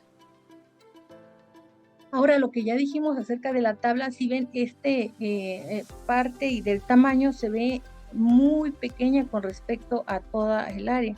Entonces, ahí deberíamos revisar esos tamaños de letra, los tamaños de barra para que cumplan. Aparte, la tablita debería de estar aquí en nuestra parte superior, pero del otro lado, que es en la continuidad para verlo hacia el lado derecho, ¿no? De nuestro empaque. Entonces, esta tabla debería de estar de este lado izquierdo, por aquí donde están las letritas, y de ahí ya continuar con la declaración de ingredientes y todo lo demás. Habría que revisar los tamaños de letra porque por lo que veo, pues sí, es el incumplimiento que pudiera darse, ¿no? Por estos tamaños tan diferentes entre todas las declaraciones. Aquí estamos viendo que la tablita cumple, parece cumplir en el formato, pero habríamos que revisar, por ejemplo, los servings también por container parece que no son los indicados, hay que hacer bien nuestras cuentas. En cuanto se declara el tamaño o el tipo de ración, no es necesario indicar las onzas. Nos dice por acá que la medida casera es la tacita y luego los gramos. Tenemos 56 gramos y vamos a tener que hacerlo algo parecido al del ejemplo anterior. Media taza igual a 56 gramos. Ahora, las calorías, aquí sí el punto de este redondeo habría que revisarlo porque las calorías se redondean por ahí de 10 en 10, hay que hacer revisiones. En cuanto al sodio, nos dice la regulación, si tengo 1 miligramo, más bien 5 miligramos o menos, ya no declares por porción. Entonces aquí tengo 1 miligramo declarado, 0%, por lo tanto me conviene declarar aquí 0 miligramos o menos de 5 miligramos. Entonces, esta parte, digamos que tiene errónea esa parte de la ubicación de las declaraciones y los tamaños de letra. La información obligatoria sí se encuentra, pero hay que ubicarla en el lugar correcto y con los tamaños correctos. Si no tiene información que pudiera ser digamos engañosa, porque tiene varias certificaciones, pero imagino que debe de tener su certificación. Por acá abajo incluso colocan la dirección de esta entidad que les certificó como orgánicos. Incluso aquí tienen casa certificadora acerca del gluten free, por lo tanto pueden demostrar estos claims, ¿no? Entonces si ven que su espacio es poco, una vez que hayan hecho sus letras que cumplan, que sean grandes, pues pueden evitar duplicar información. Miren, por ejemplo, aquí ya tengo otra vez gluten free. Aquí hay un ejemplo en el que nos dicen que, bueno, es producto de Bolivia, pero empacado en Estados Unidos. Entonces, aquí habría que ver quién es el que puso la bolsita final. Si es en Estados Unidos, pues bueno, pueden dejar así los dos textos, producto de Bolivia, empacado en Estados Unidos, ya no va a pasar la aduana, pero esto es importante para darle la entidad de que nada más se hace ese proceso, ¿no? En Estados Unidos, y tenemos el responsable, es un distribuidor ahí en Estados Unidos. Este es el que funge como el responsable porque tiene la dirección completa. En cambio, por aquí se menciona que fue elaborado por empresa, se llama así la empresa, ¿no? Quiero pensar que así se llaman. Fue elaborado por empresa ahí en Bolivia, pero ya toda la responsabilidad por la dirección y por el empaque se lo está llevando aquí el distribuidor. ¿Okay? Entonces, en esta parte, sí, yo creo que lo más peligroso pues es colocar los tamaños de las declaraciones que cumplan los tamaños de letra, porque el objetivo es que sea visual y que pueda ser legible por los consumidores. Entonces, de los dos, aparte del idioma, pues sí habría algún tema para detenerlos. Entonces, pues bueno, hasta aquí es donde tenemos la presentación.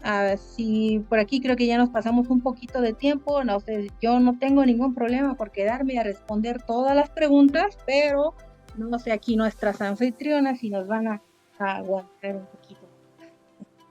Sí, Mónica, ha quedado entendido hasta donde has explicado, pero efectivamente entiendo que una hora no nos alcanza para hablar sobre todo lo que es la ley de etiquetado, porque ahora hemos visto, como se dice, una estrella en todo ese firmamento de legislaciones que tenemos dentro de lo que es el etiquetado de la FDA.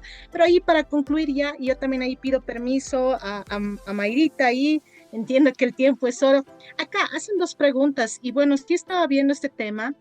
Eh, Cuando hacemos el tema de raciones, porque entiendo para los productos es diferente la forma de calcular la ración, ¿no? Ahí nos puedes ayudar porque sí hay dos consultas que hacen, bueno, se refieren a ese tema sobre el cálculo de la ración. Ahí, ¿qué nos sugieres, qué nos recomiendas revisar para hacer ese cálculo de ración? Sí, el tamaño, primero, el tamaño de ración está dado en base a los estudios que nos indican, digamos que para los estadounidenses, ¿no? Cuánto es la cantidad que consume generalmente el público de allá, y justamente por eso ya dieron unas cantidades específicas en las cuales ustedes las pueden encontrar en un apartado, ahí lo pueden buscar también en el internet, que se llama raciones consumidas habitualmente, así, por Estados Unidos, es RACC.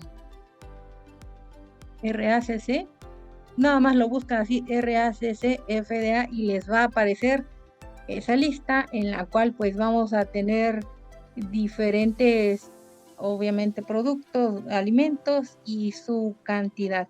Y esta parte que decíamos, cómo se puede declarar con nuestra medida casera, porque vamos a encontrar a lo mejor para una salsa en el cual pues van a ser cucharaditas, ¿no? Es su ración y 5 gramos.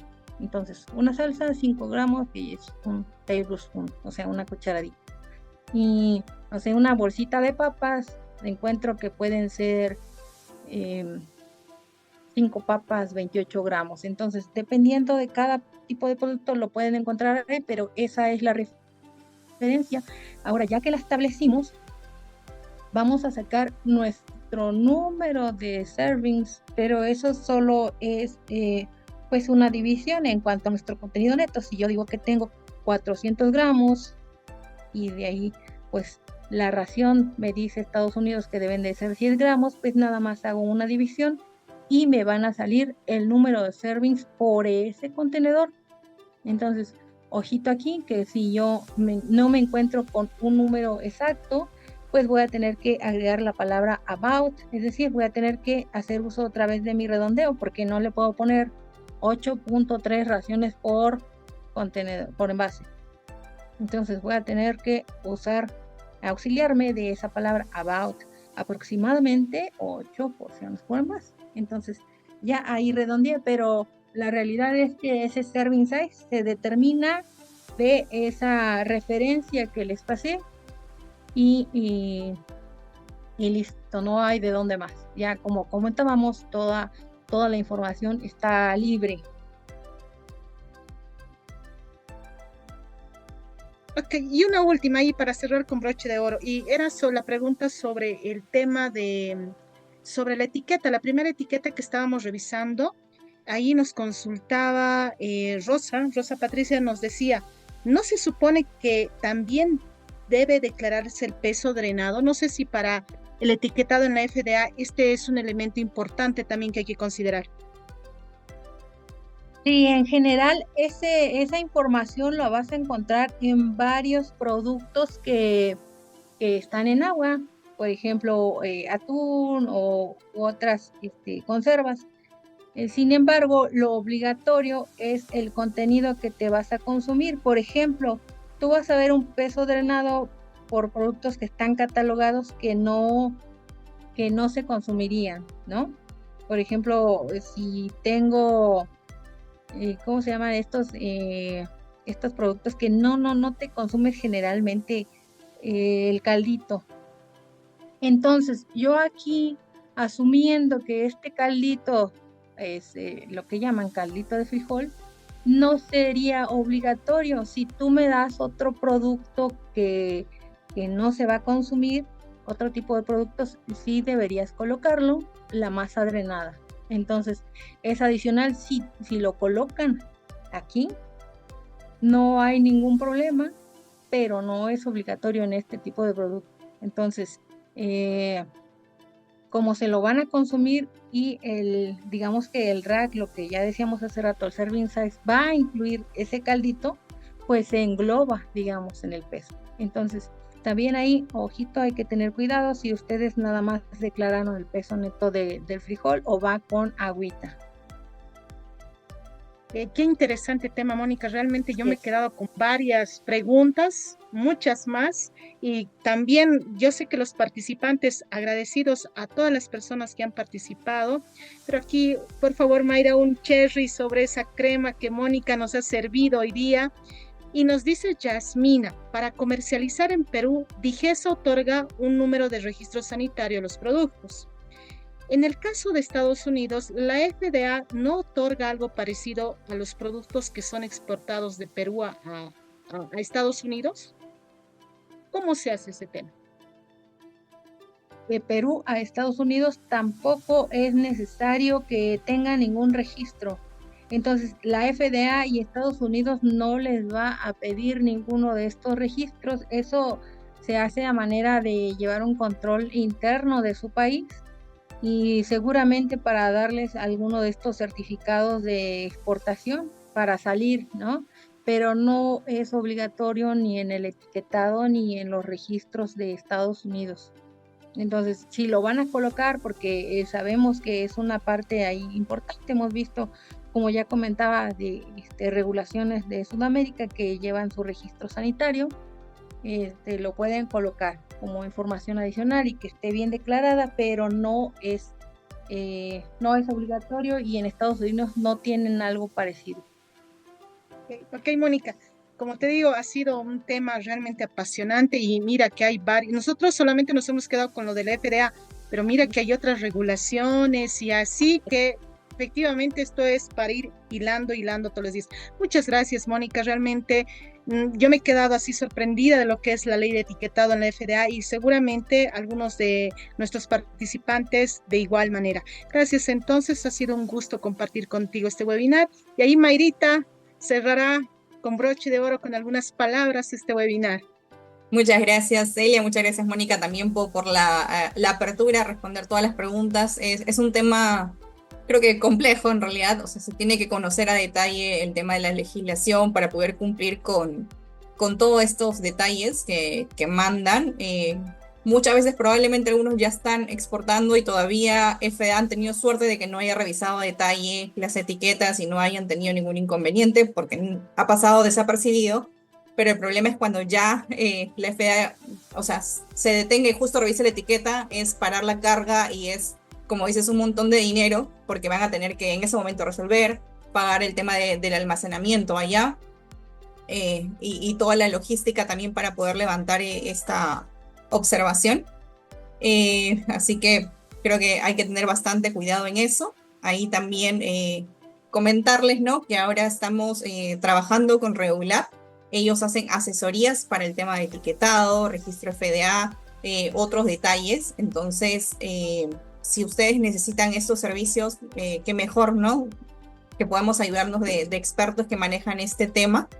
Ahí nos pueden contactar y nosotros ya los derivamos con Mónica, con Nora y con todo el equipo de Regular para que puedan asesorarlos y estar seguros de que están cumpliendo con la ley, ¿no? Porque tengamos en cuenta que el tema de Estados Unidos, FDA, es una ley que está, o sea, no es como un estándar de BRC y FS que es voluntario.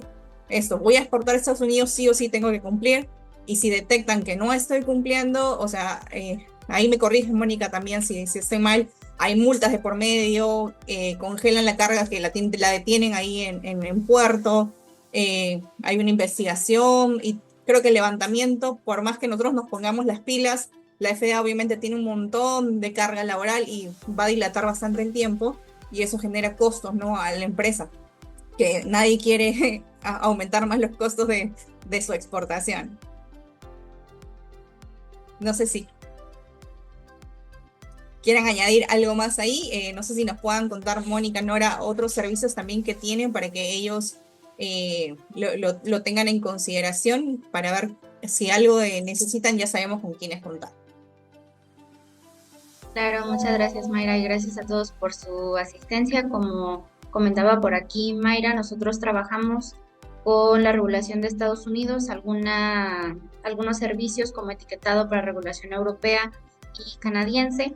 El enfoque de nosotros o la especialidad es justamente todo el cumplimiento desde registros, etiquetado, algunas inspecciones, que claro, por aquí en IBRO se ofrece este servicio, digamos que como complementario en los servicios que nosotros ofrecemos ya exclusivos para la exportación. Entonces, todas las dudas que tengan ustedes sobre el cumplimiento con sus exportaciones se pueden dirigir a nosotros.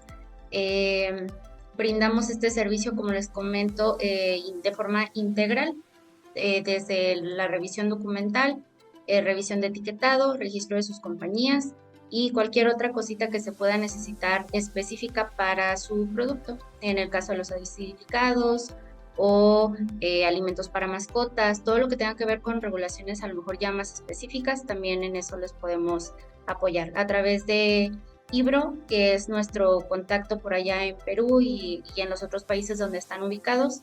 Nos refieren a ustedes como compañías y en Sinergia pues trabajamos para apoyarles en este cumplimiento para la exportación.